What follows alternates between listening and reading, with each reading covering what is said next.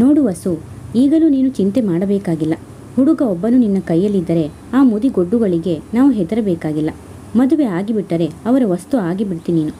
ತಾಳಿ ಕಟ್ಟಿಬಿಟ್ಟರೆ ಅವನದೇ ಅಧಿಕಾರ. ಅದಕ್ಕೆ ಮೊದಲು ನಾವು ಸ್ವಲ್ಪ ಆಟ ಆಡಿಸಬೇಕು ಎಂದಳು. ಹೇಳಿ ಅತ್ತಿಗೆ, ನಂಗಂತೂ ಇವತ್ತು ಅವರ ಮನೆಯಲ್ಲಿ ತುಂಬ ಬೇಜಾರಾಯಿತು ಎಂದಳು. ಚಂದ್ರು ನಿನಗೆ ಯೋಗ್ಯವರ, ನೋಡಲಿಕ್ಕೆ ಮನ್ಮಥ ಇದ್ದಾಗೆ ಇದ್ದಾನೆ. ತಿಂಗಳಿಗೆ 3,000 ಮನೆ ಖರ್ಚು ಬಂದರೂ ಸಣ್ಣಕ್ಕಿ ಅನ್ನ, ಬೆಣ್ಣೆ ಕಾಸಿದ ತುಪ್ಪ ತಿಂದು ಆಳು ಕಾಳು ಅಡುಗೆಯವರನ್ನಿಟ್ಟುಕೊಂಡು ಮಜವಾಗಿರಬಹುದು. 7,000 ಕೂಡು ಹಾಕಿದರೆ ವರ್ಷಕ್ಕೆ 84,000 ಆಗುತ್ತೆ. ಅವನನ್ನು ಸೆಳೆಯೋಕ್ಕೆ ನಿನ್ನ ಅಪ್ಸರ ರೂಪ ಇದೆ.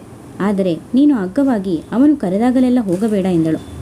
ಆದರೆ ಲಿಂಕ್ ಬಿಟ್ಟು ಹೋದರೆ ಈ ಸಂಬಂಧನೂ ತಪ್ಪಿ ಹೋದರೆ ಎಂದಳು. ಲಿಂಕ್ ಏಕೆ ಬಿಡುತ್ತೆ? ಇನ್ನೂ ಗಟ್ಟಿ ಲಿಂಕ್ ಮಾಡಿಸ್ತೀನಿ. ಮದುವೆಯಾದ ಮೇಲೆ ಅವನು ಹಕ್ಕಿನಿಂದ ನಿನ್ನ ಅನುಭವಿಸುವಾಗ ಏನು ನಿನ್ನ ಬಲ ಇರಲ್ಲ.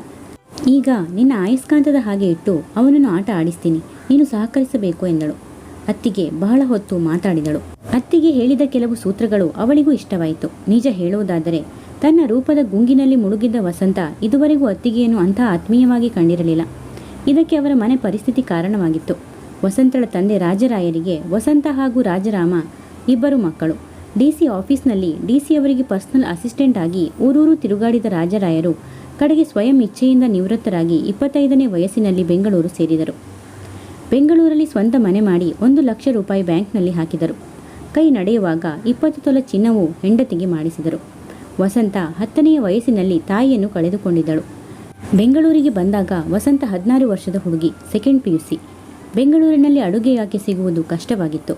ಮಗಳನ್ನು ತುಂಬ ಮುದ್ದು ಮಾಡಿದ ರಾಯರು ಒಂದು ಎಲೆಗೋಮೆ ಸಹ ಮಾಡಿಸುತ್ತಿರಲಿಲ್ಲ. ಹಿಂದಿನ ಜಿಲ್ಲಾ ಮಟ್ಟದ ಊರುಗಳಲ್ಲಿ ಅಡುಗೆಯವರು ಸುಲಭವಾಗಿ ಸಿಕ್ಕಿದ್ದರು. ಕಡೆಗೂ ಸೀತಮ್ಮ ಎಂಬ ಅಡುಗೆಯಾಕೆ ಸಿಕ್ಕಿ ಎಲ್ಲ ಕೆಲಸ ನಿರ್ವಹಿಸಲು ಒಪ್ಪಿದಾಗ 500 ರೂಪಾಯಿ ಸಂಬಳ ಗೊತ್ತು ಮಾಡಿದರು. ರಾಜಾರಾಮನಿಗೆ 26 ವರ್ಷ.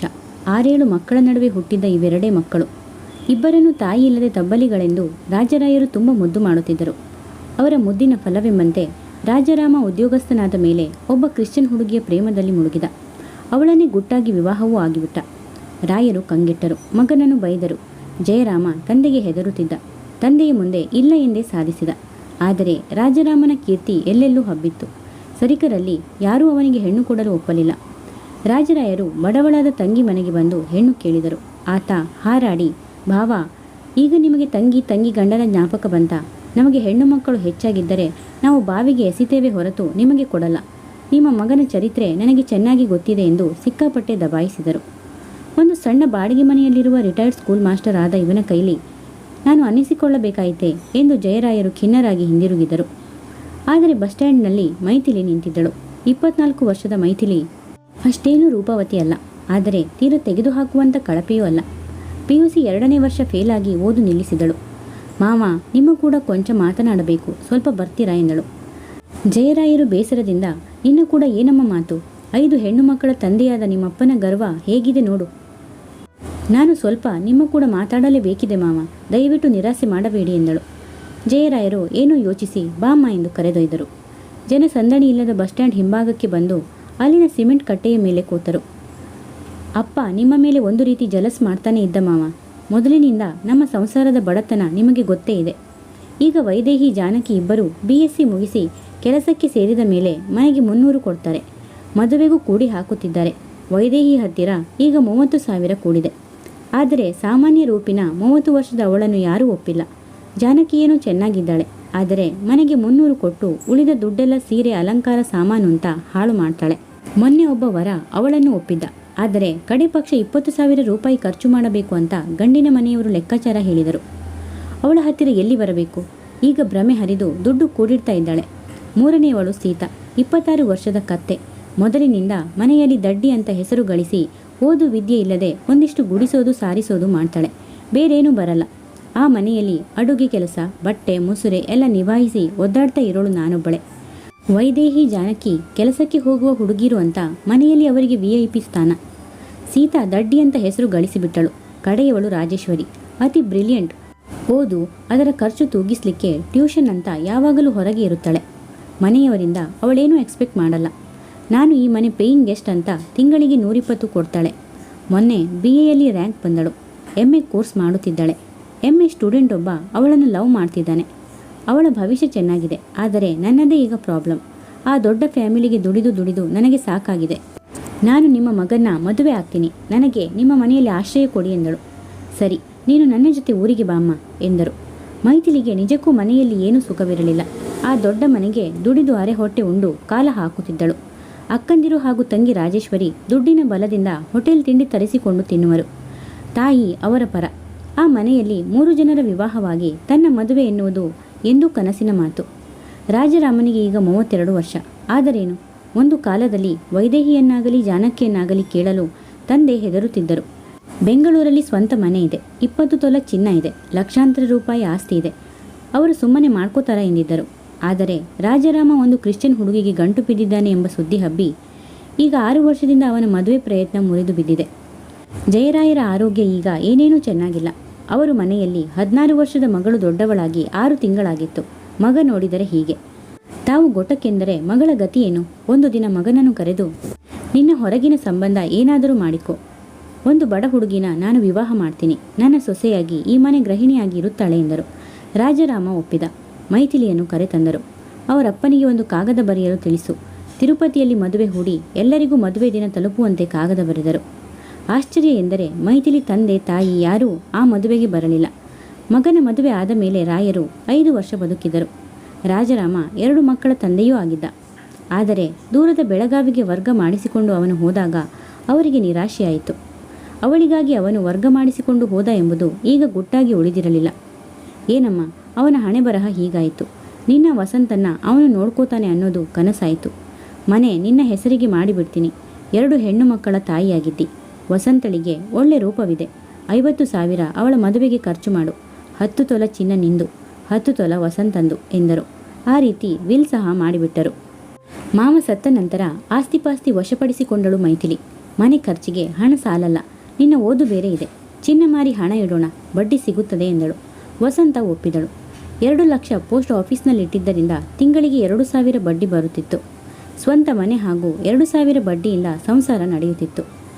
ವಸಂತಳಿಗೆ ಅತ್ತಿಗೆಯ ಬಗ್ಗೆ ಗೌರವ ಪ್ರೀತಿ ಎರಡೂ ಇರಲಿಲ್ಲ.